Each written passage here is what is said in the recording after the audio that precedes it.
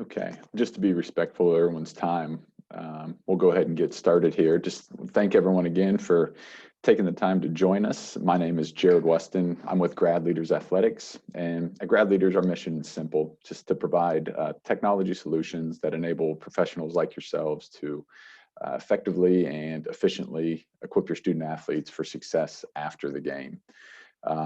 We're not here to talk about that so much today, but really our goal is just to share some insights and experience from a few of your peers around college athletics, with a hope that our discussion will inspire new ideas and strategies and connections ultimately that will enhance the level of support and service you're able to provide for your student athletes. We've got a great group of panelists with us today who've offered to share some insight into their programs and how they're evolving and adapting their approach as we draw near to the fall semester and hopeful kickoff of our athletic season. Before I ask them to introduce themselves, I just want to encourage everyone to submit questions via chat. We'll address those near the end of our discussion. So with that, I will have Taylor, you want to kick us off with some intros? Sure. Thank you, Jared.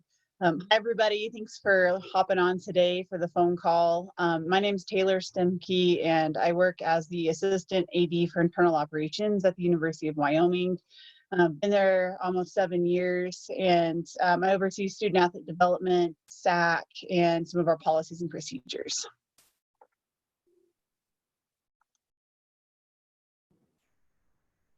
Hi, y'all. My name is Jessica Wildfire, and I work at the University of Tennessee serving in student athlete development. Have a great team that oversees personal enhancement, leadership development, community outreach, and career and professional development for our 500 plus student athletes here. Okay, and then hello, everyone. My name is Ben Rodriguez. I'm currently the Assistant AD for Student Athlete Development at Mississippi State. I have just accepted a role at Georgia Southern.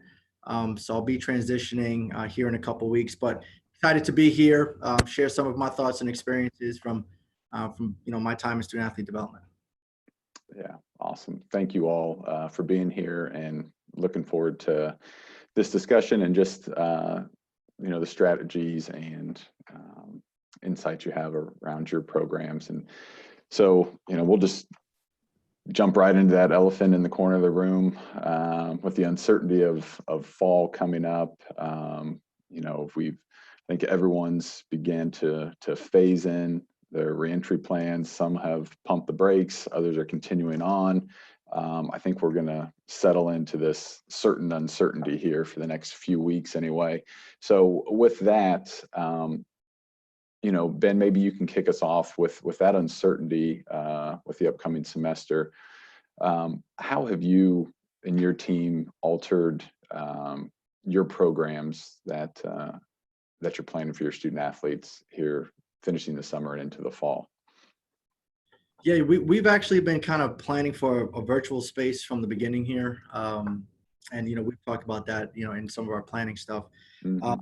So yeah, for us, everything is virtual, and we think that we really can do programming wise, we can kind of have it be the same or have the same impact, right? And I think the biggest thing for us just going into the fall will be something like our mock interviews, and I think we all do that to a certain degree. And so for us, mock interviews, instead of having folks come onto campus and just have a really large room with everyone getting together, we've decided that we're going to try to plan this out like a virtual thing. So we're going to connect with different employers in the area and then really nationwide, get a list of times that they're available, and then have our student athletes sign up for different time slots. So it'll probably be about a week or so, maybe even 2 weeks of getting as much interview experience in a virtual format as we can. And honestly, that's something that we kind of talked about even, last fall when we were just, trying to figure out what are some new things we could do.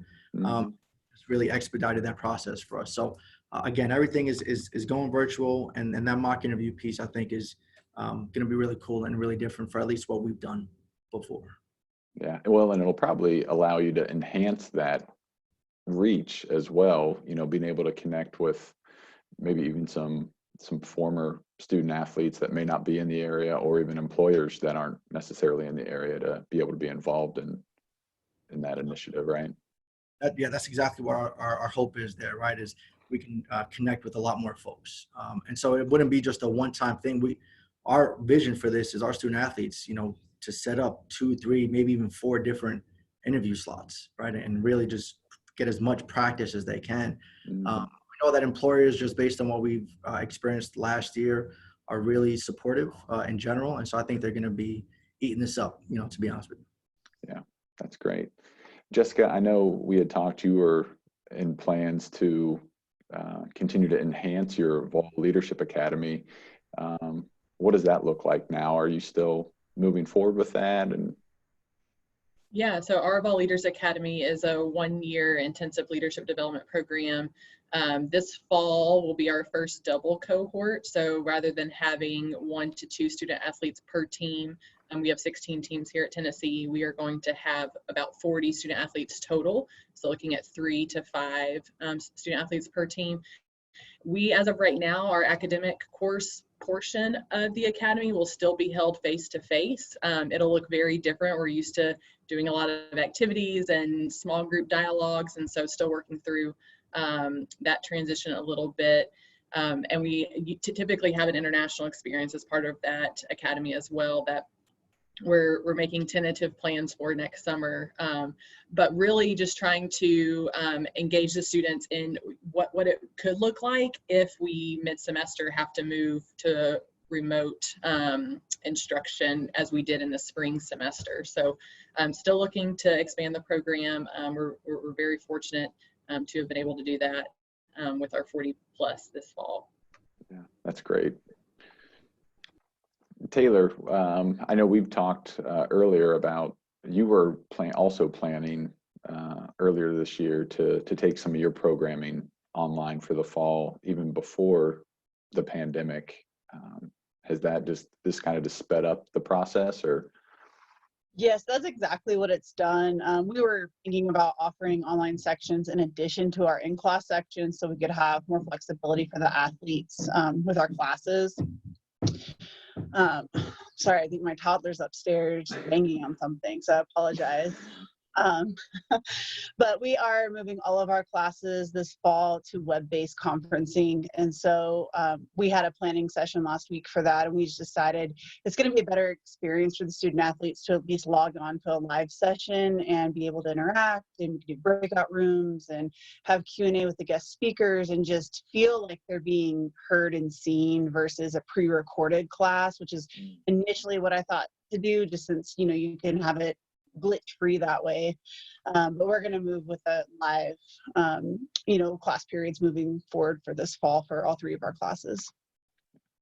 Now, were you able to, again, maybe not necessarily trial run, but deliver any programming either this spring or so far this summer that in that space?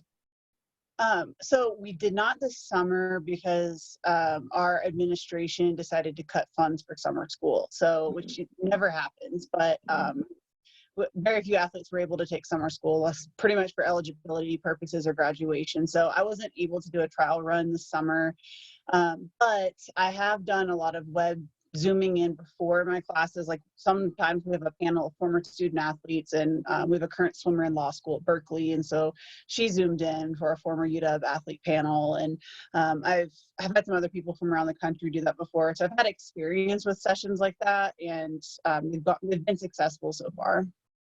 That's good. The other part of this, and I think you've kind of alluded to it a little bit, but with every challenge presents new opportunity. And, I just anxious to hear, aside from what we've just talked about, what other new opportunities has this virtual environment presented for you guys?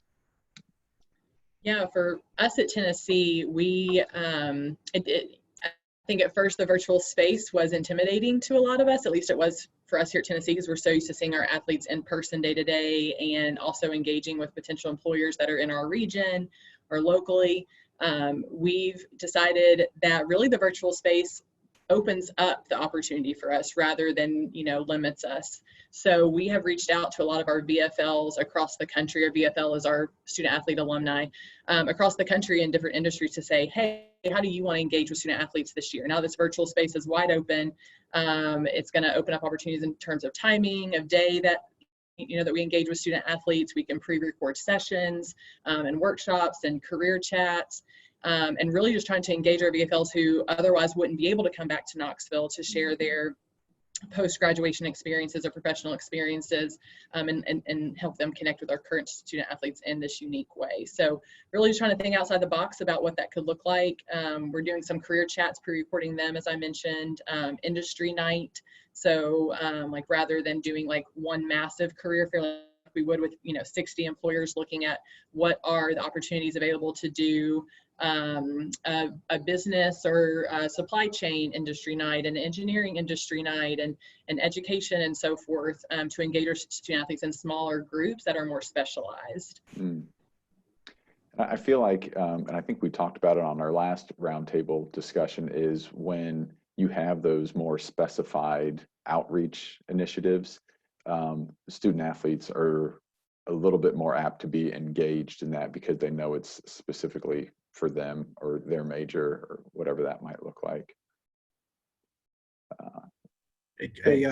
One other thing I would add to that, because I agree completely with Jessica, it opens up opportunities.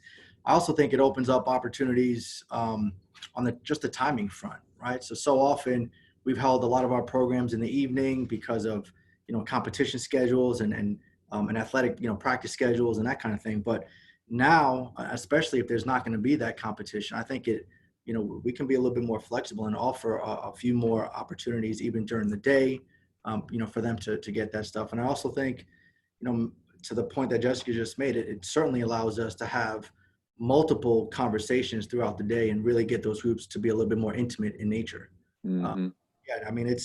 I think even once COVID-19 is finished and once we kind of get past this, some kind of hybrid approach moving forward is definitely going to be there because we would have practiced it. We would know what it looks like. Yeah, absolutely. And I'll add too, just from a budget standpoint, I've noticed a lot of guest speakers are a lot more flexible and willing to, maybe make a deal or not charge as much, or, at least from our end, like we're not paying for meals and flights and hotels. And so I'm assuming most people's budgets are getting a little bit tighter. So that's something that's also been really nice with the virtual setting. Yeah, that's what it'll be interesting to see, like you said, Ben, post-COVID, how much of this do we just continue because we realize the efficiencies and the expanded reach and the ability to engage those former student athletes or employers outside of our geographic region. So yeah, I think that's great. And again, something that everyone's trying to navigate right now. The next topic is obviously another big one that we've all been working through, the diversity, social injustice, and I really enjoyed our call a couple weeks ago when we talked through some of this. How are each of you, Ben, let's start with you, helping to encourage and empower and really educate your student athletes and using their voice and influence in a positive manner? Yeah, when George Floyd was murdered on May 25th, that week, within a couple of days, myself, our sports psychologist, Dr. Angel Brutus, one of our academic counselors, Miguel Negron, we got together and started saying, hey, look, we know that our student athletes are going to need a space. Let's just get a conversation going. And again, really didn't really hesitate there. They were really supportive, and we had a conversation going that next week. And that was the biggest thing for us at first, is just create a space where student athletes can get together and share their thoughts, right? And share their experiences and share how they're feeling and what they'd like to see changed. And really that's all we've done, right? Is just allow conversations to happen. And so over these, ever since the events of May 25th, we have had, upwards of 10 conversations now with our student athletes, with our staff. And from those conversations, we've been able to put together an action plan, right? Put together action items that we know are important to our student athletes and that are important to staff as well. And I'm sure we've all done that, in some form or fashion. I had some other folks outside the conference when we were just kind of talking, say, well, Ben, what are you guys doing? What's the magic formula? Whatever it is. And there's no magic formula, right? It's just have a conversation. And we do that. And we'll continue to do that. And it's led to some other, like I said, more concrete examples of what change is actually going to look like, moving forward. Mm-hmm. Yeah. Well, and again, I think everyone's seeing the immediate impact in Mississippi, of the universities, the coaches, the administrators, state officials coming together to take a stand and make a change with the flag down there. And again, go ahead. I'm sorry, if I could add one thing too, I wanted, in those conversations, obviously it's going to be high emotions, right? And so it's you got to really do your best to keep it a safe or a brave space for them. And then let them know we support you and we're trying to guide you, right? And so come to us, let us help you be, or let us help you get to what a solution is going to look like. But this is a unified effort, right? Let them really know that we are right there with you. And very last thing I'll say, and obviously allow the others to jump in, is in our conversations, what we have realized, and we talked about this in the prep, is that student athletes want to see those public statements, right? But that can't be all that they're seeing. There's got to be the public statement with the action. The surprising thing for me, though, was we had our student athletes say, hey, look, the action is also great, but without the public statement, without that public show of support, that throws us off a little bit too, right? So it's got to be a combination. Publicly, we got to go out there and we got to let them know, hey, we support everything that you guys are doing or that you want to have happen. And here's the action stuff. So it can't just be one or the other. You got to have both. I hope that makes sense. Yeah, and I think an important thing that we have learned here at Tennessee is the action has to include the student athlete. So while a lot of departments are revamping or maybe even launching for the first time diversity, equity, inclusion councils, committees, coalitions, there needs to be the student athlete voice represented in that space. And I think a lot of times we're nervous as administrators to include the student athlete on the forefront because that means they're going to hold us accountable and hold our feet to the fire a bit about what we say we're going to do. But I think their voice is so vital in sharing what their experience has been on our campus, potentially including recent student athlete alumni to come back and serve on those councils and coalitions.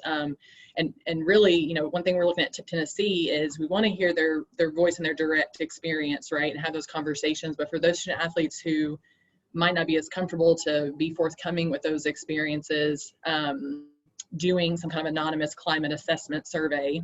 And there's a couple of resources out there on creating climate surveys specifically for athletic departments that I can put in the chat that we're starting to look at Tennessee. But rather than us make assumptions about what our student athletes, our staff, our coaches who are non-white need during this time or need to see and changes, improvements, we need to be, ask them directly to give us that feedback rather than making those assumptions about action steps. Mm-hmm.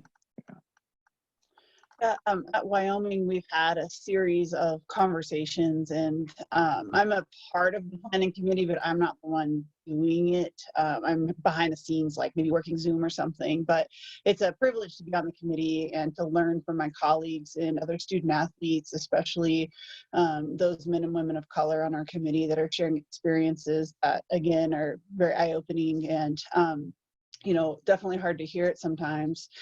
But the conversations have been really good.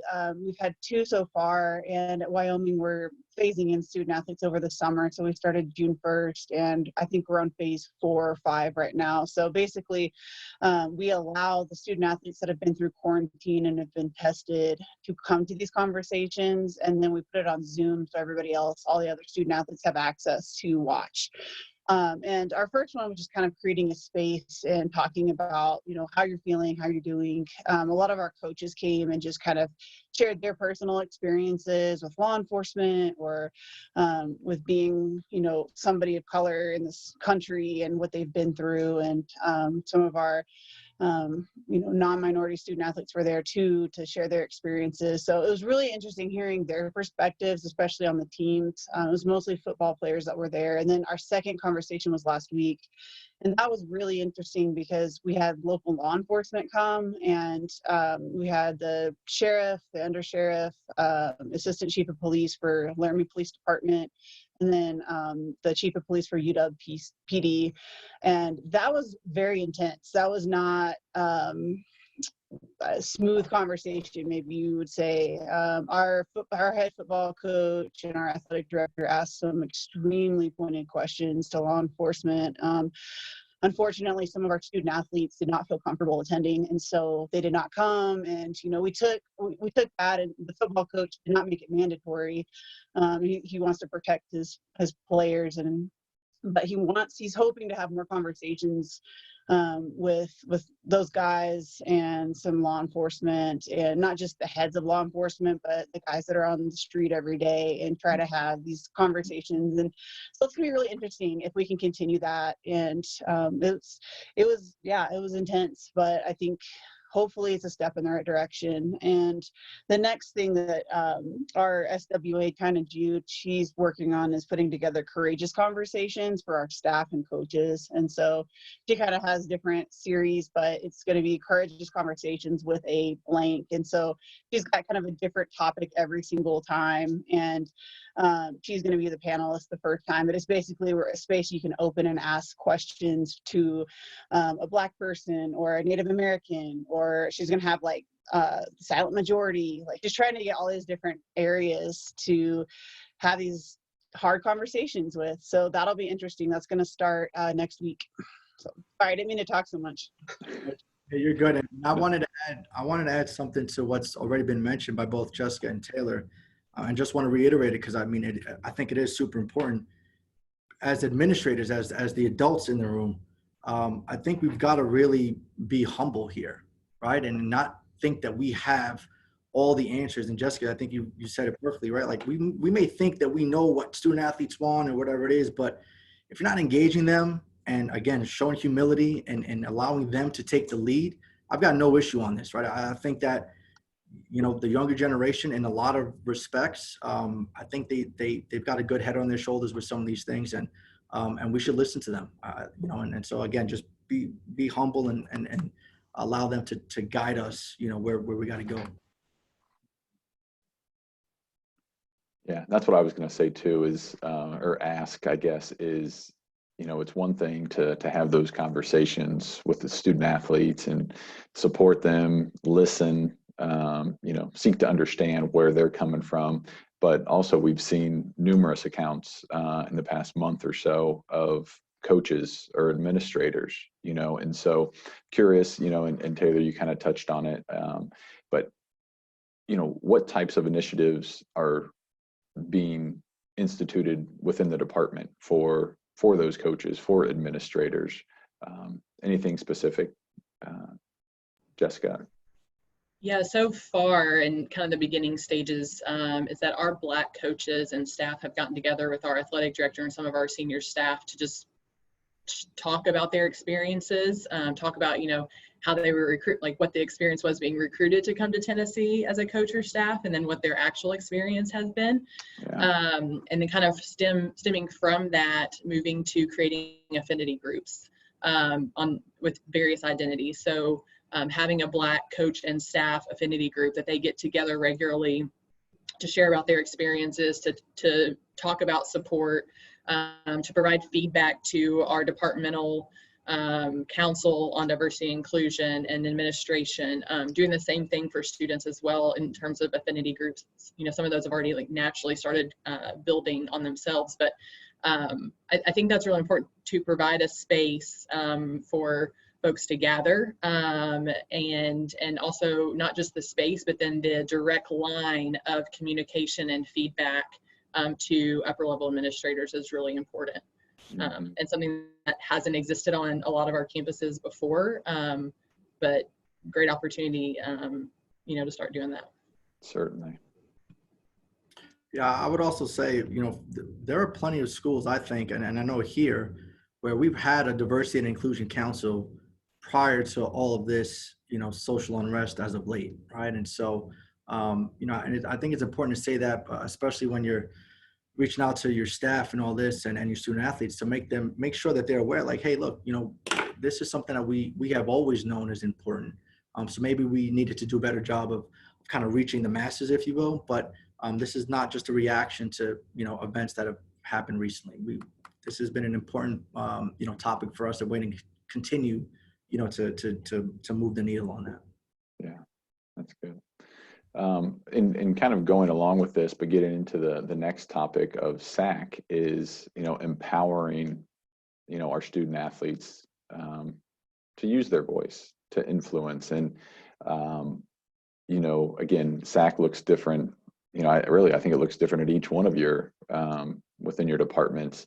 But how does that engagement with those student athlete leaders work kind of twofold, where they can be the voice for their specific team, but then also they can, share those messages from, administration or whatever with their teammates and on their team? What does that look like? How are you guys engaging them in this discussion and just other initiatives? I think for us, it's really been key to pull our SAAC together early. So typically our SAAC, new SAAC reps each year don't meet until August when they all get on campus. Their first meeting can be all in person. But due to the nature of COVID and just the nature of our country, currently we have pulled them together in the last couple of weeks to talk to them about, their experiences, what they would like to see, gather suggestions, feedback from them, and they've helped kind of reshape some of our subcommittee structure within SAAC to create new opportunities for initiatives or programming for our entire student athlete population. One of the things that have stemmed from that is they really wanted to host a march on campus as soon as school gets back and align it with the March on Washington that's happening at the end of August. And so rather than us kind of creating this formalized approval process, it's more about, okay, what do you want to see, and then how can we support you? If you really want to have the student athlete population participate in this march, then we need to put some plans in place so we can communicate that with directors of ops, sport administrators, coaches far enough in advance so they can schedule training and team meetings around this time so that there are no conflicts, team conflicts anyways, in order to, to meet together for a march. If that's them wanting to do peaceful protests and other ways, educating SAAC and other student athletes on, what are their First Amendment rights, free speech in regard to our student code of conduct, so that they can use their voice and use their platform, but do it in an educated fashion so that they so that they know what is within their rights and responsibilities. I think a lot, they don't think about that on the front end. A lot of our student athletes don't, and I think that's our responsibility to provide that knowledge and education to them. Not necessarily me specifically, but who are those people who are experts in those areas and pulling them into the conversation. Good. And letting them voice their opinion, but then also making sure that there's follow-up. It's like, hey, we want your feedback, and then if you don't do anything with it, it kind of loses its momentum. So that's good. Taylor, what about Wyoming? Sure. So our SAAC right now is kind of taking upon themselves to lead the voter registration initiative. And so just coming up with resources, our national rep, she had a call this week, and I think schools around the country are talking about it right now. So she was going to hopefully have some more information for us at our next meeting. But that's kind of right now what they focus to work on for this upcoming, next few months. Mm-hmm. And you had mentioned also working to get stronger buy-in from your coaches with regard to SAAC. Is that something that's just been kind of a continuing initiative, or, what is that? How has that been taking shape? Yeah, definitely we're working on that, but also buy-in from the other student athletes. So, our SAAC right now is probably not the strongest point in our athletic department. And this is my first year taking over a SAAC. So I'm really excited to see what this group can do. But just, really identifying like what's our mission, what's our purpose, what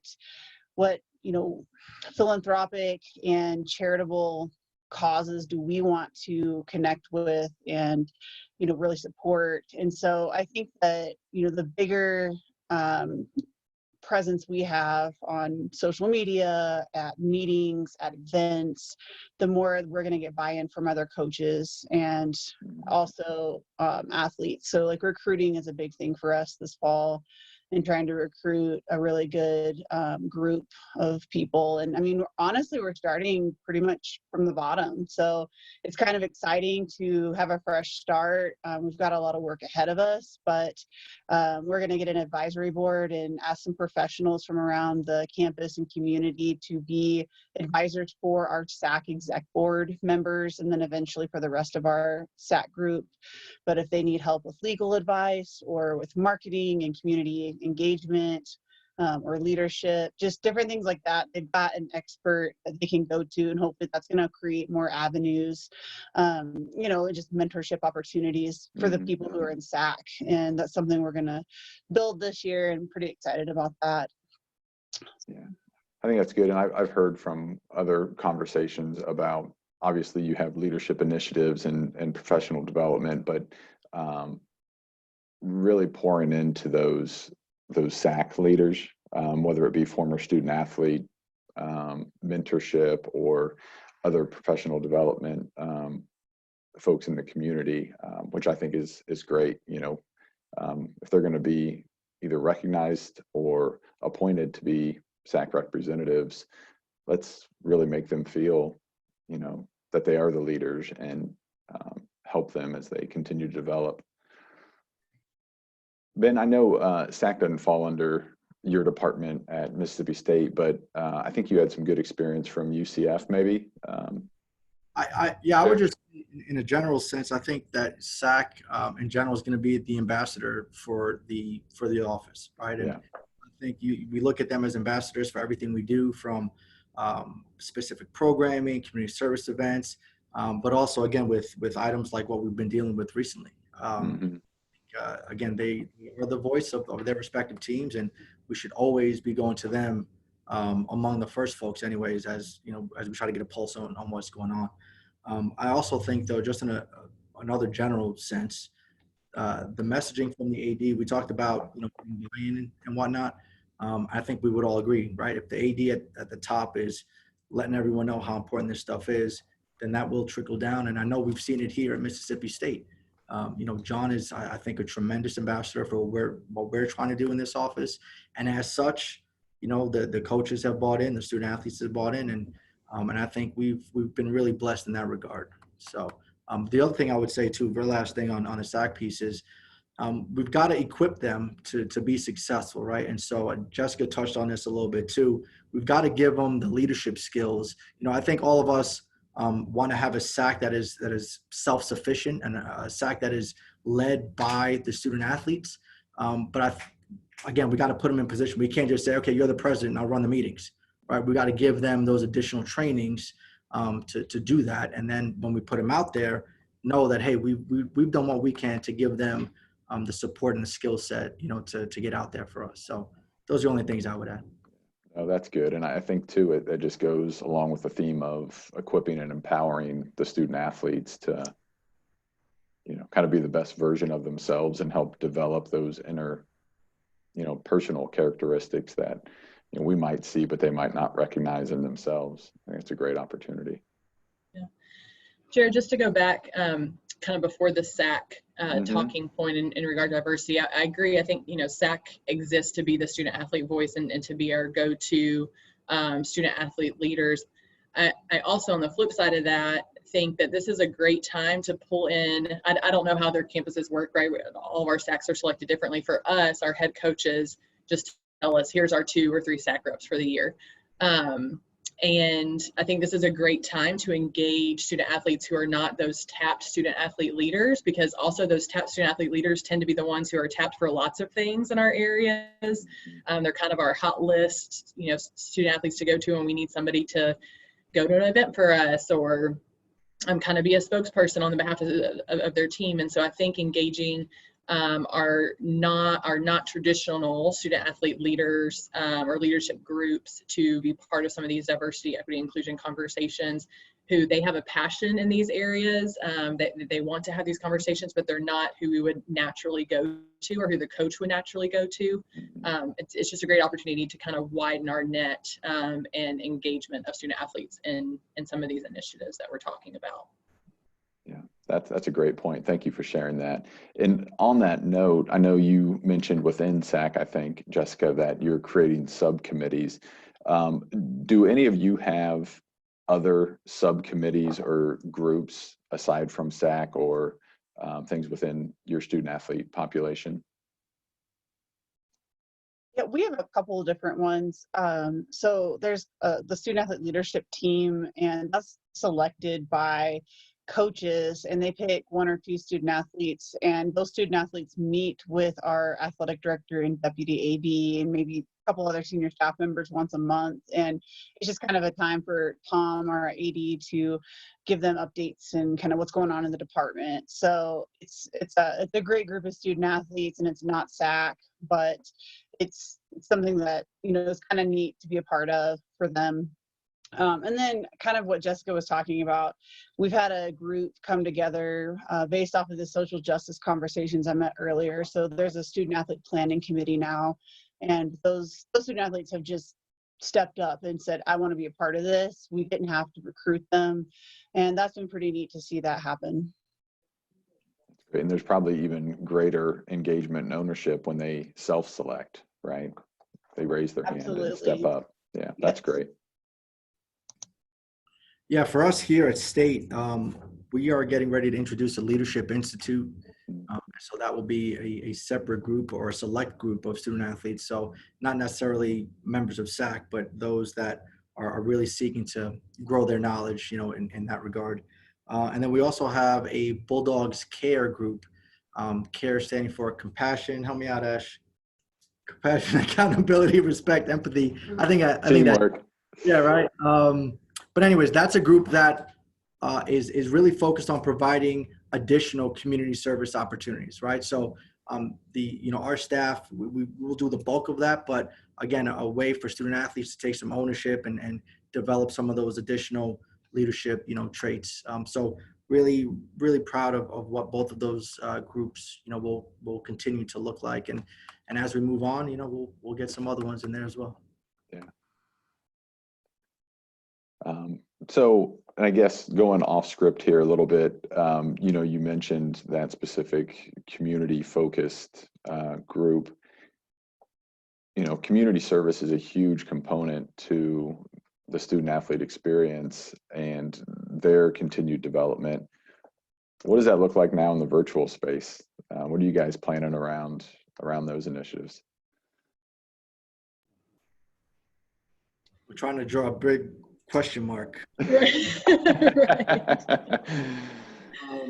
I'm gonna go. I don't have an answer really, but for us, again, our staff, Ashley Jocelyn, she oversees all of our community service initiatives, and right now she's been working on trying to find different ways of engaging our student athletes. And so I think we've all seen things like to send out to first line workers, or doing some readings with elementary school children, and I think those are great, and we'll continue to try to do that.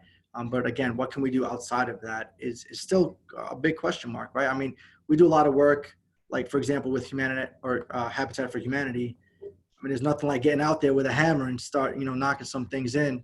That obviously is a lot more difficult now. So we'll have to get creative again. I don't necessarily have the answer, but I know that that's something that we're looking at, and hopefully we can find some things to replace that in some regard. Mm-hmm. Yeah, we've been doing more like video and reading books and pre-recording those to provide to schools. I think a lot of us do short, like mini brain breaks or or workouts, 7-10 minute, exercises recorded by a student athlete that teachers can then show in a classroom space, provide to their class in a virtual space. But that also gets played out, right? To do those sorts of things. And so really what we're looking to kind of move towards is reaching out to those community partners that we work with most often and say, hey, what do you need? Right? Again, I think it's that assumption piece on we need our student athletes to be doing something. So we think of an idea and then pass it off to the community partner. And I think it's again another great opportunity to engage our community partners in discussions about this COVID life looks very different for them as well in their programming. So where are their gaps and what are their needs, and how can we help fill that? If that's a social media space and some of our student athletes providing social media content for them, is it more a crisis text hotline and serving on that and providing resources? And so really just engaging our community partners in conversations around what they need, where their gaps are, and how could we potentially help them fill those gaps. Yeah, we have community service built into our classes, and typically it's reading to community or elementary school kids in the community. And then I've been sent home for ladies. So it's a home that's like right on campus that women 65 and older live in. And so people can do chores inside and outside. They can sit and have lunch with the ladies or do exercise classes. So unfortunately, that's probably not going to be able to happen this semester, but kind of along the lines with Jessica and Ben, trying to figure out those pieces. The list that you gave us a couple weeks ago was awesome. And I presented that to our SAAC group. And, we'll probably definitely incorporate some of those initiatives like Chemo Angels. That was one that our students really liked. And some of the transcription for the historical museums. And so hopefully we can incorporate some type of virtual community service and uphold the ones that we continually do somehow, whether it's virtual or not. That's good. I'm just curious. I know we tried talking about that there the other day and it was difficult. Yeah, Ben, you got some? Yeah, one other thing that actually just reminded me of is that this is also, I think, a prime time to get involved with a mentorship type opportunity, right? And so, again, we don't necessarily have to be in person for that, right? But just, creating spaces for younger kids to have conversations with our student athletes, right? So I think from a mentorship perspective, that's something we probably haven't done a good job of in the past, but as we look forward, this is a prime opportunity, I think, to engage that a lot more. Certainly. Yeah.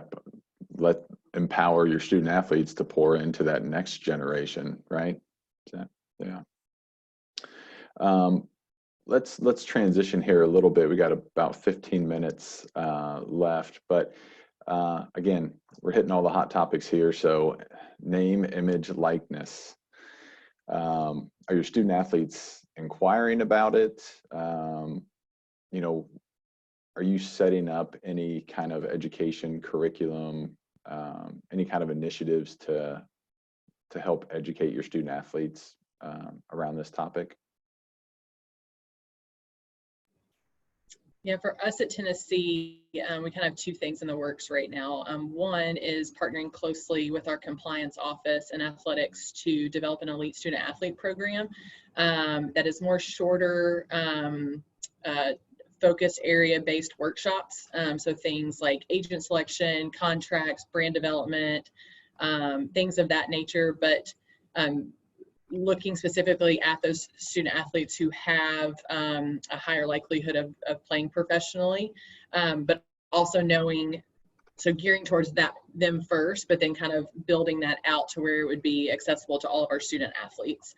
On the other end, academic wise, we're working with our College of Business and College of Communications for them to team up to teach a course geared towards student athletes in regard to entrepreneurship, branding, and things to prepare them for this legislation.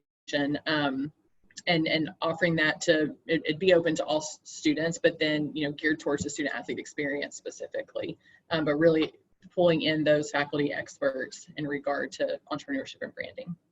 Yeah, that's one thing that, leveraging the resources that are right on campus,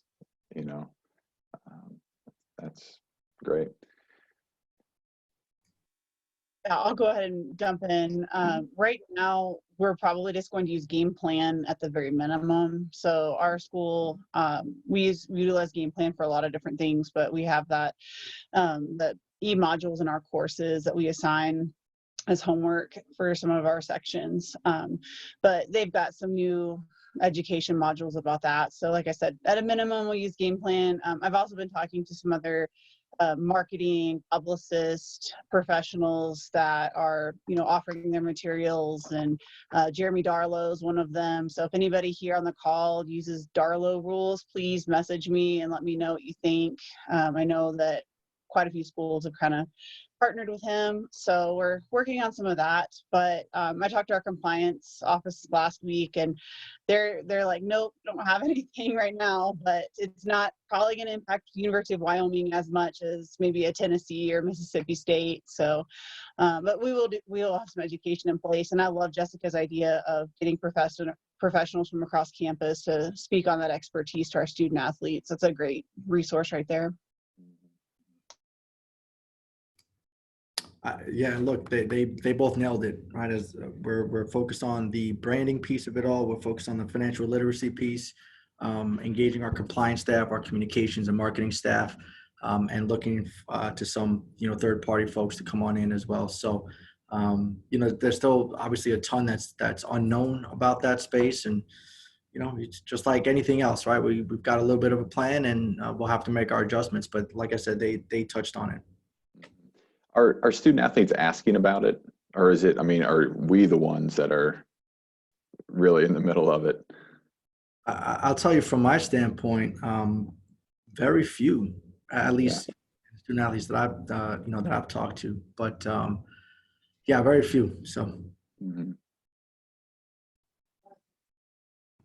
Yeah, same here. They're not asking a lot of questions about it. They know that it's happening, but in regards to details, I think it's on our brain because we're trying to be proactive and be prepared for, instead of being reactive to the legislation, but not so much right now.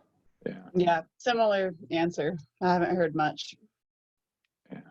Well, again, go ahead. It's lost in the shuffle, right? Like, we've got all these other things with COVID. Are we going to be playing, and again, the social injustice movement that's happened, right? So like just all these other things that are coming into play. And I just feel like maybe on this one, it's taking a back burner when initially, or when normally this would be right in the front, but again, I think these other events have kind of pushed that down the road a little bit. Mm-hmm.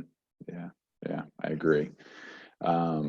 Well, if anyone has any specific questions, go ahead and drop those in the chat right now. We've got about 10 minutes left, but really appreciate the insights, you guys. And what I'll do is any of the resources that were mentioned, I'll compile and put in a document and share with everyone that's on this call, as well as a link to the recording.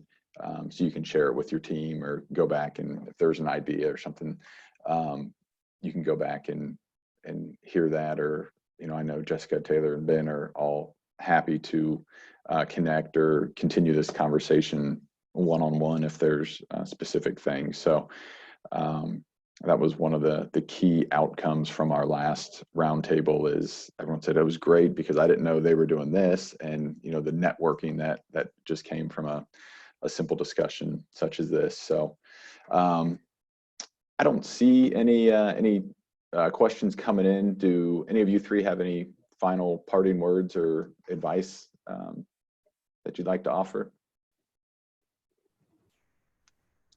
Good luck this fall. It's going to be a doozy. So right. Thinking of everybody. One thing I would add to the mix is, this idea that all of us are so focused on, and rightfully so, right, on our student athletes and our staff.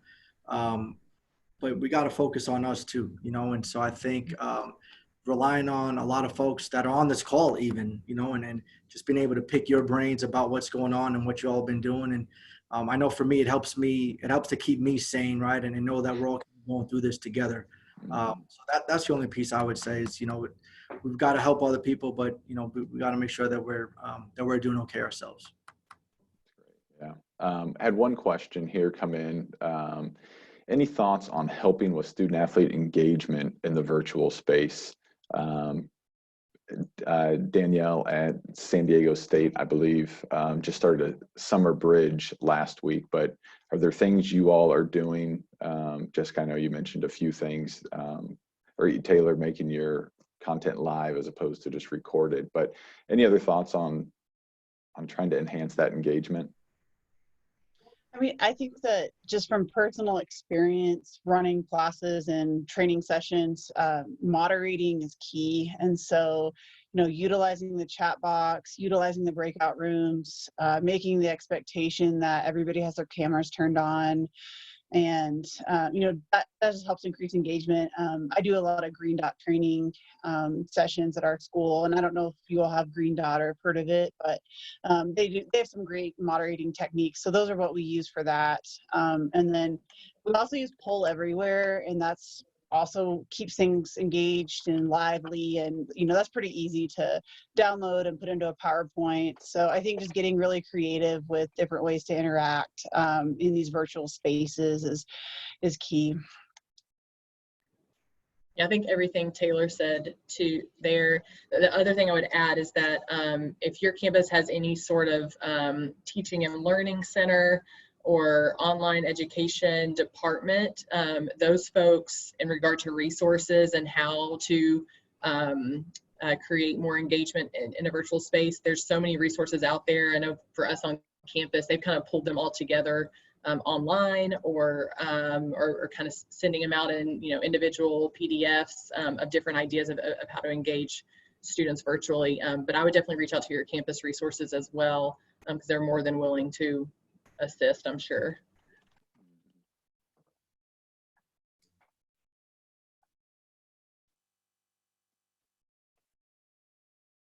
Very good. Okay, great. Well, I'll give you 6 minutes back of your afternoon here today. Appreciate you all. It's been a lot of fun. Wish you all the best and looking forward to staying in touch. So again, look forward, I'll send a recap email with some resources and some high notes, but feel free to reach out to any of the panelists if you've got specific questions. Hopefully we'll have a convention next year, and right, we can all get together. We'll toast to that for sure. Awesome. Well, thank you all again so much. Thanks, we'll talk Jared. soon. Yep. See you guys. All right. Thanks, everyone. Thanks, Jared.